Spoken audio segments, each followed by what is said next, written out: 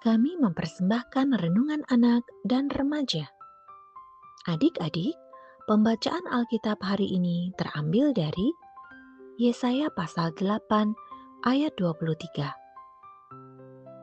Namun, tidak akan ada lagi kesuraman untuk negeri yang terimpit itu.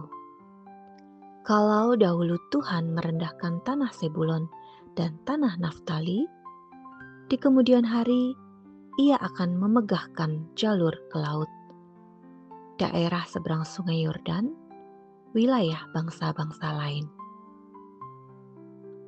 Renungan hari ini berjudul Galilea, wilayah yang lebih siap menerima Tuhan Yesus. Adik-adik, kemarin kita sudah menelusuri mengapa Yesus berada di Nazaret. Ya, Yesus dibawa orang tuanya dari pengungsian di Mesir ke Nazaret untuk menghindari bahaya yang mengancam saat itu, yaitu Raja Herodes dan penggantinya yang kejam. Nazaret berada di wilayah Galilea yang di zaman Israel sebelumnya merupakan tanah Sebulon dan tanah Naftali. Daerah ini yang paling sengsara karena kalau adik-adik masih ingat cerita tentang bangsa Israel Utara 2 minggu lalu yang kalah dari bangsa Asyur, nah penduduk wilayah Sebulon dan Naftalilah dari Israel Utara yang pertama kali mengalami kesusahan akibat dikalahkan kerajaan Asyur. Tapi Nabi Yesaya menubuatkan kalau wilayah Sebulon dan Naftali yang pertama kali jatuh ke tangan Asyur itu akan menjadi tempat pertama yang melihat terang Tuhan. Nubuatan Nabi Yesaya ini digenapi dengan di masa Yesus wilayah Sebulon dan Naftali menjadi wilayah Galilea.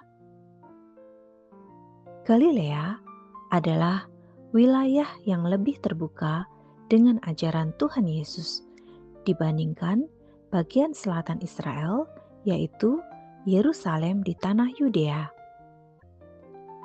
Berbagai suku bangsa berada di Galilea karena merupakan jalur perdagangan dari Mesir ke Suriah.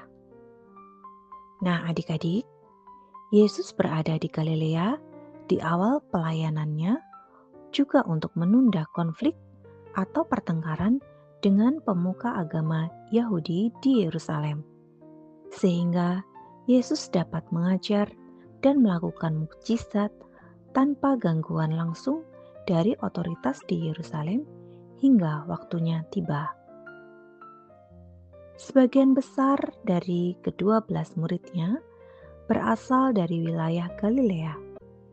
Uniknya, hanya Judas Iskariot, murid Yesus yang tidak berasal dari Galilea, melainkan dari wilayah selatan di tanah Yudea. Mengapa ya Tuhan Yesus akhirnya tidak tinggal di Nazaret dan malah menjadikan Kapernaum sebagai base camp-nya?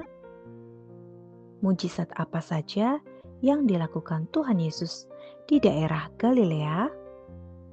Pada renungan berikutnya, kita akan menelusuri lebih jauh terkait hal tadi dan juga kegiatan apa saja yang dilakukan Tuhan Yesus di Galilea yang dicatat di kitab Injil.